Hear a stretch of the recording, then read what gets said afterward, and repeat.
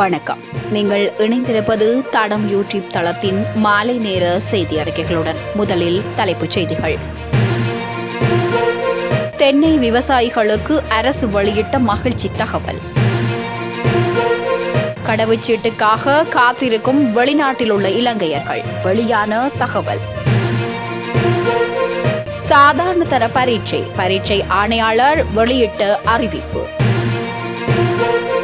9 பேருடன் பயணித்த முச்சக்கர வண்டி விபத்து, 3 பலி. இனி விரிவான செய்திகள். தேங்காய் விலை அதிகரிப்பு மற்றும் உற்பத்தி குறைவு உள்ளிட்ட பிரச்சினைகளை கவனத்தில் கொண்டு தென்னை விவசாயிகளுக்கு நிவாரணம் வழங்க தென்னை பயிற்சிகை சபை தீர்மானித்துள்ளது. அரசாங்க தகவல் திணைக்களத்தில் இன்று இடம்பெற்ற ஊடகவியலாளர் சந்திப்பின் போதே மேற்குறித்த விடயம் தெரிவிக்கப்பட்டுள்ளது. அதன்படி அந்த விவசாயிகளுக்கு குறைந்த விலையில் தேவையான தென்னை நாற்றுகளை வழங்குதல், குறைந்த வட்டி விகிதத்தில் கடன் வழங்குதல், வீட்டுத் தோட்ட விவசாயிகளுக்கு இலவச தென்னை நாற்றுகளை வழங்குதல் போன்ற திட்டங்கள் இதற்காக தொடங்கப்பட்டுள்ளதாக தென்னை பயிற்சிகை சபை தெரிவித்துள்ளது. இதேவேளை இலங்கையில் தேங்காய் உற்பத்தியில் ஏற்பட்ட சரிவு மற்றும் தேங்காய் விலைகளில் ஏற்பட்ட அதிகரிப்பு காரணமாக நாட்டில் தினசரி தேங்காய் நுகர்வு 2 மில்லியன் தேங்காய்களால் குறைவடைந்துள்ளதாக தெங்கு அபிவிருத்தி அதிகார சபை தெரிவித்துள்ளது. நாட்டில் தினசரி தேங்காய் நுகர்வு 5 மில்லியன் தேங்காய்களாக இருந்தாலும் தற்போதைய நிலைமை காரணமாக தினசரி தேங்காய் நுகர்வு 3 மில்லியன்களாக குறைந்துள்ளதாக தெரிவிக்கப்பட்டுள்ளது. மேலும் நாட்டில் 60 முதல் 65 மில்லியன் தென்னை மரங்கள் இருப்பதாகவும் அவற்றிலிருந்து ஆண்டுதோறும் கிடைக்கும் தேங்காய் சாகுபடி 3000 மில்லியன் தேங்காய்களுக்கு மேல் இருப்பதாகவும் தெங்கு அபிவிருத்தி அதிகார சபை வெளியிட்டுள்ள அறிக்கையில் தெரிவிக்கப்பட்டுள்ளது. 26,000க்கும் மேற்பட்ட வெளிநாட்டில் உள்ள இலங்கையர்கள் புதிய கடவுச்சீட்டுக்காக விண்ணப்பங்களை சமர்ப்பித்துள்ளதாக தகவல்கள் வெளியாகியுள்ளது.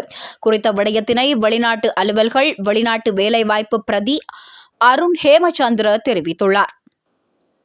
இந்த விண்ணப்பங்கள் வெளிநாடுகளில் உள்ள இலங்கை தூதரகங்கள் மற்றும் உயர்ஸ்தானிகர் ஆலயங்களால் பெறப்பட்டு சுமார் 2 வருடங்கள் கடந்துள்ளதாகவும் அவர் மேலும் குறிப்பிட்டுள்ளார்.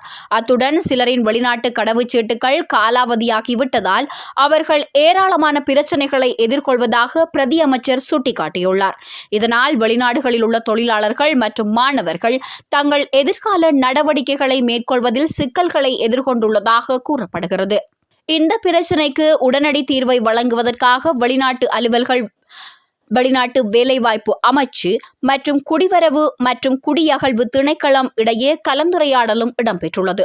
எனினும் இந்த மாத இறுதிக்குள் இந்த பிரச்சினையை முடிந்தவரை தீர்க்க முயற்சிகள் மேற்கொள்ளப்படும் என்று கூறிய பிரதி அமைச்சர் தற்போதைய அரசாங்கம் இந்த நெருக்கடியை உருவாக்கவில்லை என்பதை வலியுறுத்தினார். இதேவேளை வெளிநாட்டு கடவுச்சீட்டுகளை பெறுகின்ற போதிலும் வெளிநாட்டு வேலைவாய்ப்பு தொடர்பான தகவல்களை பெற்றுக்கொள்ளும் சந்தர்ப்பங்களிலும் இடைத்தரகர்களின் உதவியை நாட வேண்டாம் என்று அருண் ஹேமச்சந்திர பொதுமக்களிடம் கொண்டுள்ளமை குறிப்பிடத்தக்கது. கல்வி பொது தராதர சாதாரண தர 2024-2025 பரீட்சை தொடர்பான மேலதிக வகுப்புகள் இன்று நள்ளிரவு 12 மணி முதல் பரீட்சை முடியும் வரை தடை செய்யப்படும் என்று பரீட்சைகள் ஆணையாளர் நாயகம் அமித் ஜெயசுந்தர தெரிவித்தார். சாதாரண தர பரீட்சை இந்த மாதம் 17ஆம் தேதி முதல் 26ஆம் தேதி வரை நாடு முழுவதும் 3663 மையங்களில் நடைபெறும். நாளை நள்ளிரவு 12 மணி முதல் தேர்வு முடியும் வரை தேர்வு எழுதுபவர்களுக்கு தனியார் வகுப்புகளை ஏற்பாடு செய்து நடத்துவது, பாடம் தொடர்பான விரிவுரைகள், கருத்தரங்குகள், பட்டறைகளை நடாத்துவது, தேர்வுக்கான யூக கேள்விகள் அடங்கிய வினாத்தாள்களை அச்சிட்டு விநியோகிப்பது, சுவரொட்டிகள், பதாதைகள், துண்டு பிரசுரங்களை வெளியிடுவது அல்லது தேர்வுத்தாள்களில் உள்ள கேள்விகள் அல்லது அதுபோன்ற கேள்விகள் வழங்கப்படும் என்று கூறும் மின்னணு அல்லது அச்சு ஊடகங்களில் அத்தகைய பொருட்களை வைத்திருப்பது கண்டிப்பாக தடை செய்யப்பட்டுள்ளது. எந்தவொரு நபரோ நிறுவனமோ அல்லது வேறு தரப்பினரோ இந்த உத்தரவுகளை புறக்கணித்தால் அந்த நபர் அல்லது நிறுவனத்திற்கு எதிராக சட்டம் கடுமையாக நடைமுறைப்படுத்தப்படும் என்று பரீட்சை ஆணையாளர் நாயகம் தெரிவித்தார். பரீட்சை விதிமுறைகளை மீறும் எவரும் அருகிலுள்ள காவல் நிலையம், காவல் தலைமையகம் அல்லது இலங்கை பரீட்சை திணைக்களத்தில் புகார் அளிக்கலாம். தேர்வு புகார்களை பின்வரும் தொலைபேசி எண்களுக்கு சமர்ப்பிக்கலாம். 0112421111 காவல் தலைமையகம், 119 காவல் அவசர தொலைபேசி எண், 1911 இலங்கை தேர்வுத்துறை தொலைபேசி எண், 0112784208 அல்லது 0112784537 பள்ளி தேர்வுகள் அமைப்பு அவற்றுக்குரிய தொலைபேசி எண்களாகும். மாதம்பே ஹலஹிடியாவ பகுதியில் முச்சக்கர வண்டியும் பேருந்தும் மோதிய விபத்தில் ஒரு சிறுமி உட்பட 3 பெண்கள் உயிரிழந்துள்ளனர். விபத்து நடந்த தருணத்தில் முச்சக்கர வண்டியில் சாரதி உட்பட 9 பேர் பயணித்ததாக போலீசார் தெரிவித்தனர். சம்பவத்தில் 32 மற்றும் 36 வயதுடைய மெனுவாங்கொட மற்றும் ராகம பகுதிகளைச் சேர்ந்தவர்களே மரணித்துள்ளதாக போலீசார் தெரிவித்தனர். மேலும் விபத்தின் போது காயமடைந்த முச்சக்கர வண்டி சாரதி உட்பட 2 ஆண்கள் சிறுவர்கள் 2 மற்றும் 2 சிறுமிகள் காயமடைந்து சிலாபம் வைத்தியசாலையில் சிகிச்சைக்காக அனுமதிக்கப்பட்டுள்ளனர். தலவில தேவாலயத்தில் வருடாந்த திருவிழாவில் கலந்து கொண்டு வீடு திரும்பிக் கொண்டிருந்த போதே நேற்று மதியம் இந்த விபத்து நிகழ்ந்ததாக போலீசார் தெரிவித்தனர்.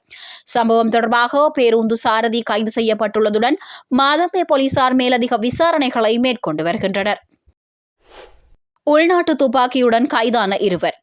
மகவ போலீஸ் பிரிவுக்கு உட்பட்ட லியனகம பிரதேசத்தில் உள்நாட்டில் தயாரிக்கப்பட்டு 2 துப்பாக்கிகளுடன் சந்தேக நபர்கள் 2 கைது செய்யப்பட்டுள்ளனர்.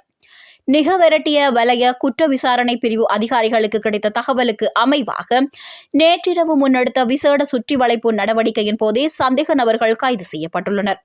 கைதான 2 மகவ போலீஸ் நிலையத்தில் ஒப்படைக்கப்பட்டுள்ளதாக தெரிய வருகிறது. 47 மற்றும் 60 வயதுடைய மகவ மற்றும் லியனகம பிரதேசங்களைச் சேர்ந்த 2 இவ்வாறு கைது செய்யப்பட்டுள்ளனர்.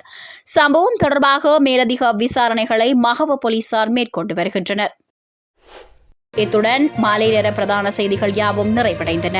தொடர்ந்தும் செய்திகளை தெரிந்து கொள்வதற்கு எமது யூடியூப் தளத்துடன் இணைந்திருங்கள். நன்றி. தென்னை விவசாயிகளுக்கு அரசு வெளியிட்ட மகிழ்ச்சி தகவல். கடவுச்சீட்டுக்காக காத்திருக்கும் வெளிநாட்டில் உள்ள இலங்கையர்கள் வெளியான தகவல்.